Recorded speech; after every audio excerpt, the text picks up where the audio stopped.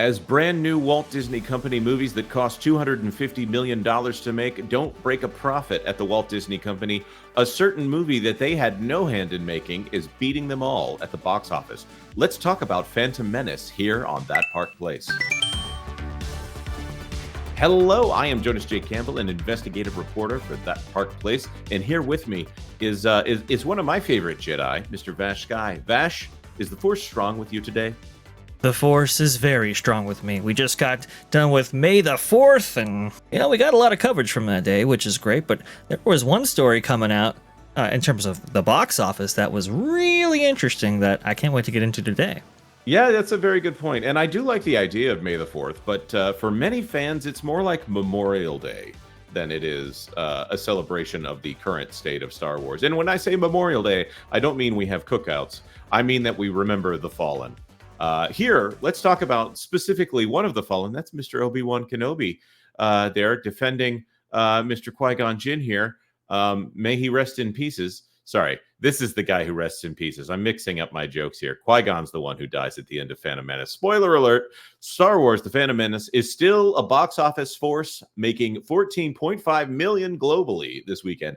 After 25 years, the force is still strong with The Phantom Menace. Star Wars Episode 1, The Phantom Menace, made an estimated $4.5 million at the global box office this weekend, an impressive total for a re-release of a film that is a quarter century old. The film, which released on Friday in celebration of its 25th anniversary and time to May the 4th, also known as Star Wars Day, made $8.1 million domestically, which helped it to take the number 2 spot at the box office.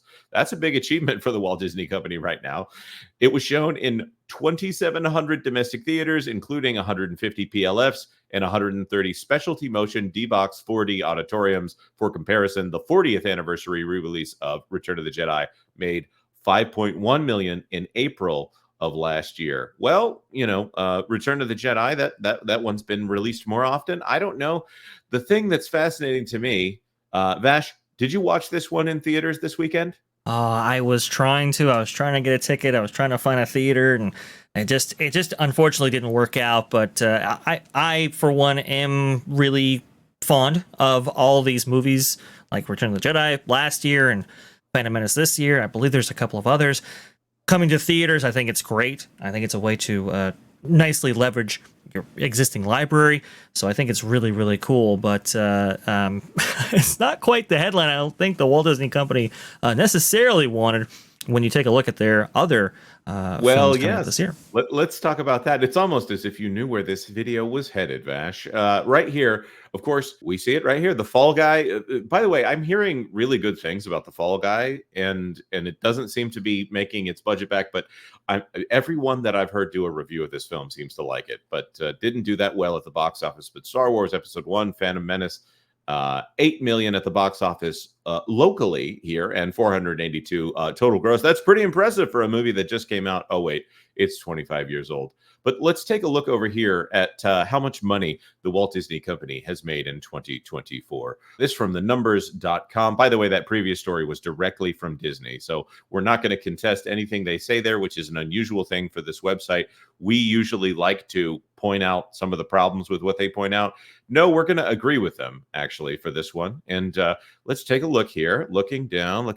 All right. We've got technically the first Omen is at $20 million right here. That is technically owned by the Walt Disney Company.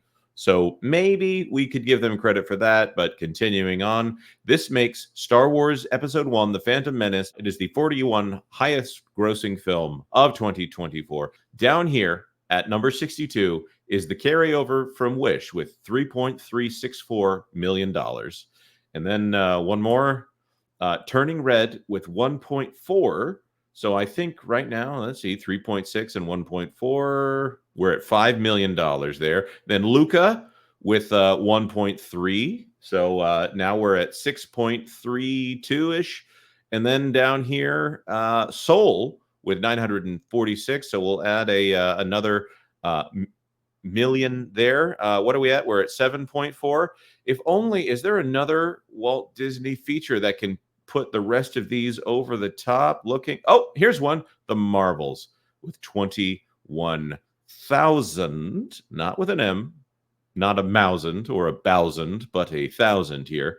It looks like the Phantom Menace made more money than the entire Walt Disney slate so far this year. It raises their prospects. They've gone from we did a video on this channel talking about how 1.5% of the box office has been brought in by the Walt Disney Company so far, and here we are, the beginning of May. A fourth of the year is actually a third of the year is already gone.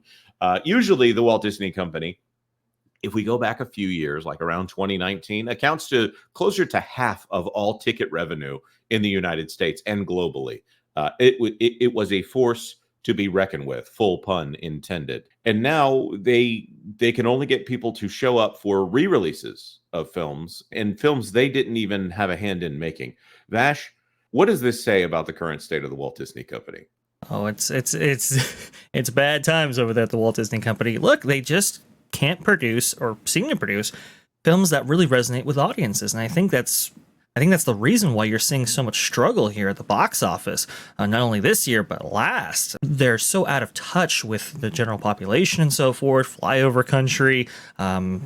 People, especially with traditional values. I think it's really starting to affect their box office performance, or at least their prospects. And this also shows you, too, that there's a hunger for really good Star Wars.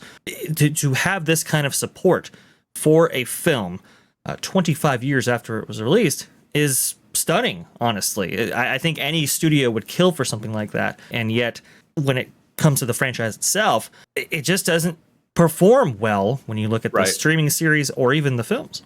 Yeah, and one thing I'll also add, this weekend Fortnite dropped a massive update here, and it's all based around Star Wars. And if you look at this, I've talked about this a little bit on the Pro channel, and you can go check out. There's some exclusive analysis based on sources that that Pro and I have. But I just want to point this out here. If you look at this screen right here, none of this is sequel trilogy, and one of them is technically Disney Star Wars. This car right here is based off of a Mandalorian helmet, but that's the Boba Fett skin right there. If you go through everything that they've added in, almost none of it is Disney era Star Wars.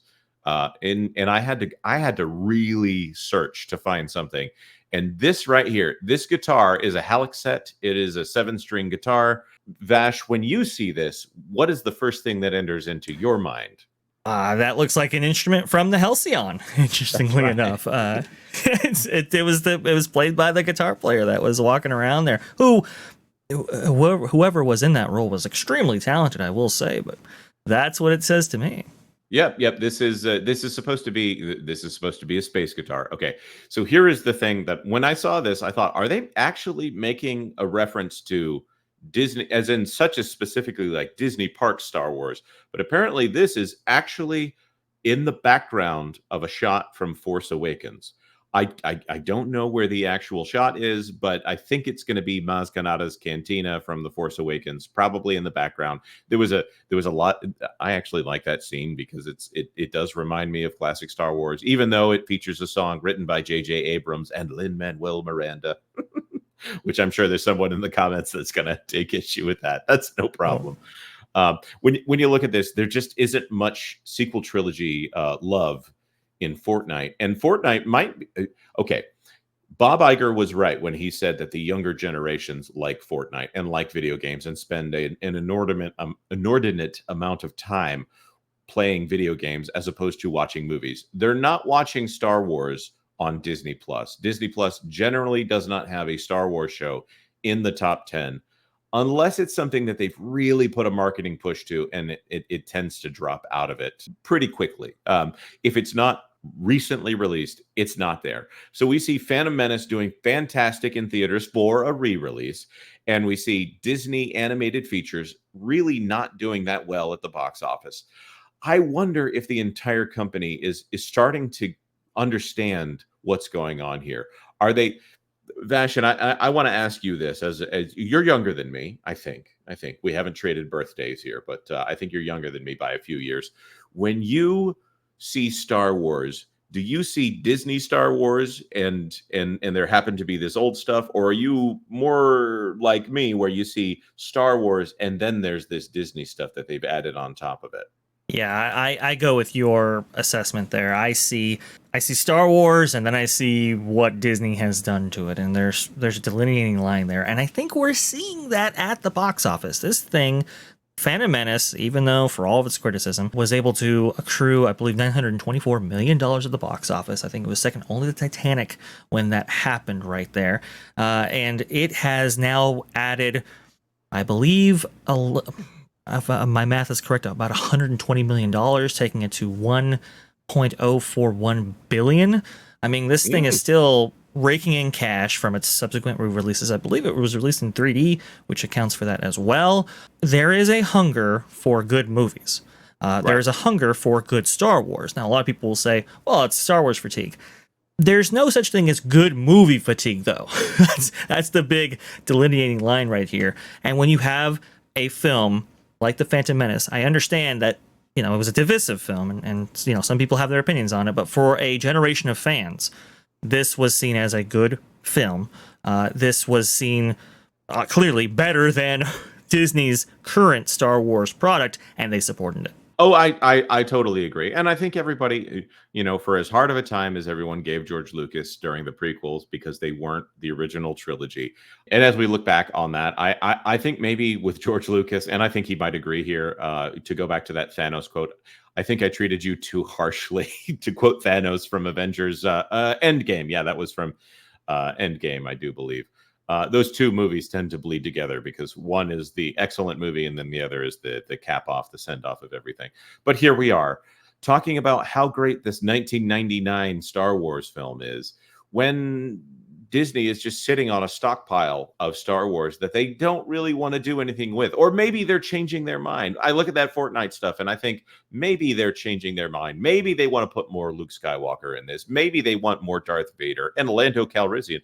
It has not escaped my notice that Lando Calrissian finally got a skin in Fortnite. They put him in the blue suit with the space cape, but I like a more action-oriented Lando. I wouldn't even mind a Donald Glover Lando because that yellow suit looks awful flashy there. Maybe with or without the space cape. Vash, is there anything else we need to talk about here before we wrap this up? I think that's just about it. When you look at those classic characters like Ian McGregor's Obi-Wan Kenobi or Liam Neeson's Qui-Gon Jinn, they still resonate with at least a portion of the fandom 25 years later right there. And it just tells you the staying power of these things. Would Rise of Skywalker or maybe even Force Awakens, would it do as well in theaters if we re-release? I'm not so sure about that. Certainly, I don't think Last Jedi would do this well if re-released, but it just tells you the power of good stories and good filmmaking. Remember, George Lucas started that, in 1994 or so to start work on that, and it took a while. But it got to us, and while it wasn't everybody's cup of tea at the time, I think looking back, like you said, maybe judged too critically. Yeah, I'll also point out that there are rumors that Disney has 3D versions of each one of those films ready to go. And can you even imagine how much more money this would make if they did a full 3D re-release of these films, or maybe even, just for my sake, release them in 3D on physical media, because some of us still have their 3D projectors still lying around here. All right, well, we want to throw this to our commenters. Did you watch The Phantom Menace in theaters? Are you going to do one of these crazy 9-movie marathons? Or if you do one, are you going to check out maybe, I want to say around 6 hours before the end of it? Let us know in the comment section down below. Of course, like this video if you like this video, and subscribe to That Park Place for all the news that should be fun. Thanks for watching That Park Place News. For more information, consider checking out www.thatparkplace.com. And don't forget to subscribe, share, like, and send this out on your favorite social media accounts.